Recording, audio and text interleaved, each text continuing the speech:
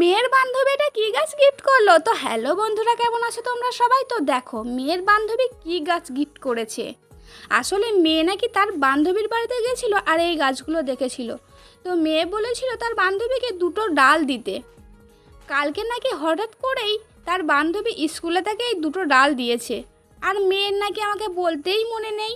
বলছে কখন জানো? রাত্রেবেলায়, মা দেখো তোমার জন্য কী গাছ এনেছি আমার বান্ধবীর বাড়ি থেকে। তো গাছগুলো দেখে আমি তো অবাকই হয়ে গেছি, কেননা এই গাছগুলো অনেক দিন থেকেই আমি লাগাতে চাইছি, কিন্তু কারোর বাড়িতে দেখতে পাইনি, তাই লাগানোও হয়নি। মেয়ে বলছে মা ওদের বাড়িতে না বেশি ছিল না, তার জন্য এই দুটোই দিয়েছে। আমি বলছি ঠিক আছে, এই দুটো ডাল থেকেই দেখ অনেকগুলো চারা বার হবে। তো আমি দুটো ডালকে অনেকটা টুকরো করে নিয়েছি।